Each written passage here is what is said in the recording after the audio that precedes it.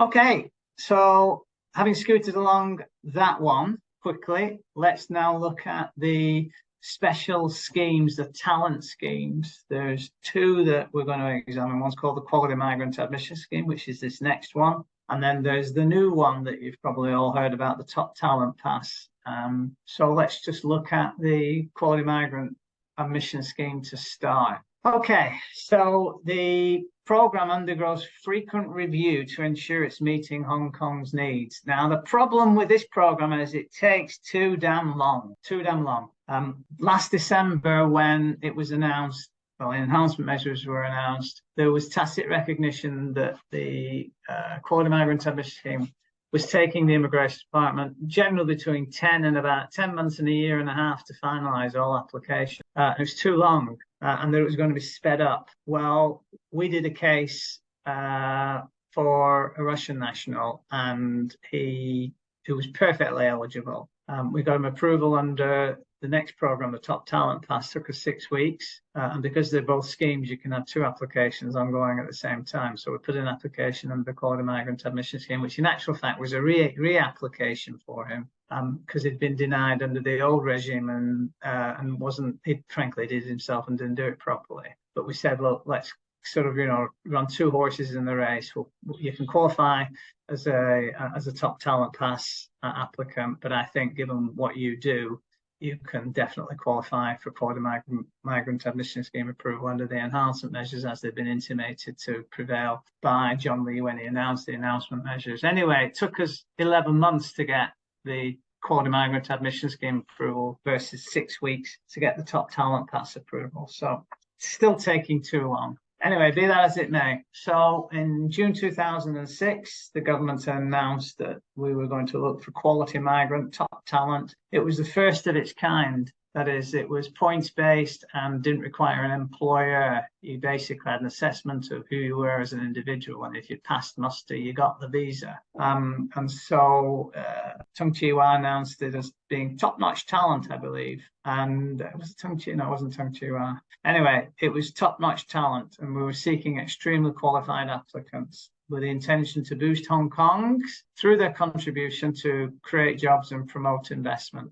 And that it was going to be initially quota delimited, which actually has an impact on who's positively considered for the visa. However, the enhancement measures suspended the quota for 2 years with effect from January 2023. So now if you apply under this program, you're not going to be actively competing against anybody else in the bucket for your particular industry segment that forms a part of the application. So no longer quota delimited. All talents are welcome except 6 restricted nationalities. I don't think there's been any adjustment on the restricted nationalities. And there are 3 hurdles to jump. It's not a simple application process, which might explain why it takes 12 months as a minimum to get approved. So the essential elements are, it is a 3-tier process to address the must-meet criteria, then tally up your points, then go into the selection committee stage.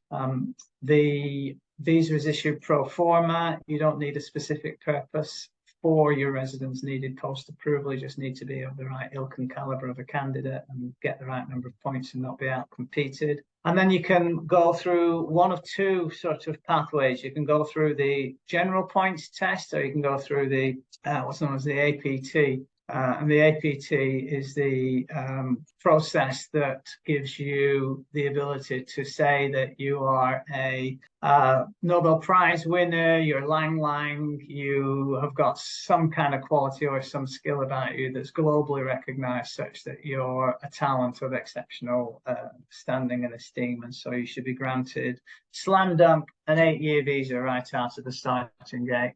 That's the APT. The GPT, which is a general points test, basically, once you've gotten approved, in order to get your extension after 2 years, you have to show that you've taken steps towards settlement. That means that the reason for the grant of the visa in the first place has been satisfied, in fact, by you having moved to Hong Kong and having started business or got a job and actually deploying your talent into Hong Kong. So therefore, your next extension generally is for 3 years, showing that you have become settled and your dependents can also be included under this visa type. And after 7 years, you can apply for right of abode under the normal criteria for continuous ordinary residence. So these are the essential elements of the program. So first step is they must meet criteria. So you've got to be aged between 18 and 50. You've got to have enough financial means to spend a year in Hong Kong post-approval unsupported. You must not have a criminal record or adverse immigration history. You must speak English, Cantonese, or Mandarin, and you get credit for languages that you speak. You must have a first degree as a minimum, or you must have good technical qualifications, or must have professional abilities, experience, or achievement. And you then get tallied up, predicated on this criteria, to a minimum number of points, which I believe is 80 now, and then you are in the bucket for consideration going forward. So the general points test tallies up your academic professional qualifications, achievements, working experience, family connections in Hong Kong, the qualifications of your spouse, how many kids you've got, how good you are at languages. And under enhancement measures, you can get additional points if you graduated from one of the top 100 universities, and additional points if you are experienced or have got the skills to be deemed applicable to a profession that's detailed on the talent list. And so